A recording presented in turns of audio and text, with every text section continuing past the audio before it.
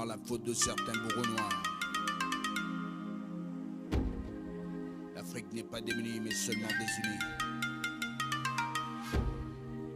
Résultat des courses.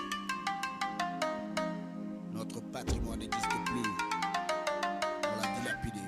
Je devais inaugurer cette route la semaine prochaine. Pourquoi cela n'a pas été fait dans les délais? Monsieur le Président, c'est-à-dire qu'on a manqué d'argent. Et il a fallu acheter votre jet. Quoi? Toi, tu as manqué d'argent. Avec ta villa climatisée, 3 étages, tu as manqué d'argent. Monsieur le Président, j'ai toujours fait mon devoir. Je n'ai jamais versé dans la gabegie financière. La quoi? La gabegie financière. Cela veut dire... Je sais ce que ça veut dire. La gabegie financière. Si tu as fait les grandes écoles, j'ai fait aussi. J'ai fait mes classes militaires en Allemagne. Ich spreche Deutsch. Ich gehe in Bad. Nicolas, repariert das Moped. Combien de temps il te faut pour finir cette route? Je ne sais pas, Monsieur le Président. Tu ne sais pas, hein? Il ne sait pas. Tu n'es qu'un perturbateur!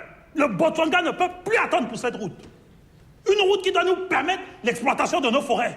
Si mon mari a pris du retard dans la construction de la route, il a fait volontairement.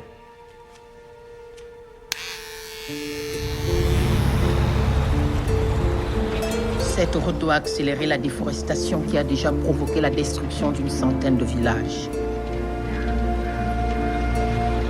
Bobo avait promis aux habitants qu'ils seraient relogés dans des habitations en dur, avec des écoles et un centre médical financé par le groupe Totelf. Mais ils n'ont jamais tenu leurs promesses. Et le plus dramatique, c'est pour ceux qui ont refusé de quitter la forêt. Leurs villages ont été brûlés et certains ont été assassinés. C'est le cas du village de Keijo qui a été complètement détruit. Écoutez, Monsieur le Président, je pense que poursuivre vos accords avec le groupe Total, c'est aussi poursuivre avec la France. Moi, j'ai connu dans ma jeunesse le déchirement algérien, je voudrais pas revivre ça une deuxième fois. Ah, vous auriez vu une danseuse de cabaret à Rouen. Monsieur Tokar, nous vous remercions pour votre danse du ventre, mais vos histoires avec vos Arabes, là, ça ne nous intéresse pas. Pour l'instant, je constate que vous voulez exploiter nos forêts à des tarifs de mafiosi. Et vous me demandez de ne pas négocier avec les Chinois qui me proposent 2 fois plus d'argent. Monsieur le Président, en rompant votre partenariat avec le groupe Total, je pense réellement que vous mettriez à mal les relations entre nos deux pays. Tu me parles encore une fois comme ça, je te renvoie. Est-ce que je t'ai interrompu quand tu as parlé? Monsieur le Président, je voulais simplement... Je t'ai posé une question. Tu crois que tu vas venir encore ici nous faire la colonisation? Le Botswana est fier d'officialiser aujourd'hui son partenariat pour l'exploitation de ses forêts avec cette grande nation qu'est la Chine.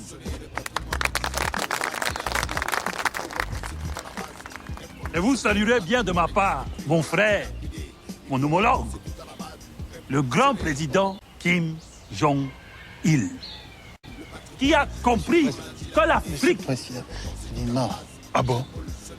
Il est mort? Ouais. Toutes mes condoléances à votre peuple. Non, monsieur le Président, c'était le président de la Corée du Nord. Mais pourquoi tu me dis qu'il est mort alors? Pour vous remercier d'avoir choisi la Chine comme partenaire, notre pays a choisi de participer à la construction du stade Bobo Ier. Un stade 100% écologique, fabriqué entièrement avec le bois botswanais. Prétend de faire un stade de foot écologique en détruisant la forêt d'un pays.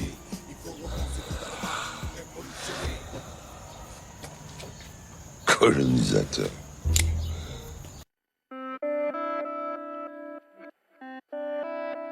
Le 15 octobre 1987, Thomas Sankara est surpris en pleine réunion avec une douzaine de collaborateurs. Des éléments de la garde rapprochée de Blaise Compaoré débarquent et tirent. De son corps, il ne reste plus que des débris. Il est enterré dans la nuit, à la va-vite, comme un chien.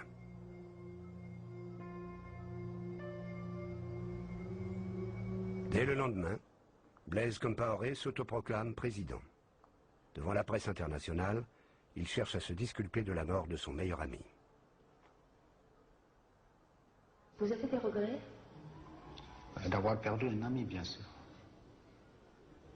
Et un regret aussi, qu'à un moment de sa vie, il ait pensé à nous liquider. C'est dommage. Ouais,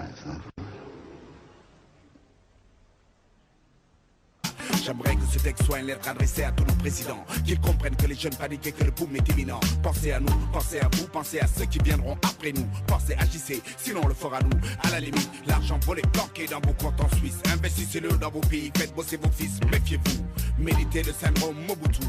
Personne n'est à l'abri. C'est tout, le patrimoine n'existe plus, on l'a dilapidé. Il faut repenser tout à la base, révolutionner. Le patrimoine n'existe plus, on l'a dilapidé. Il faut repenser tout à la base, révolutionner. Le patrimoine n'existe plus, on l'a dilapidé.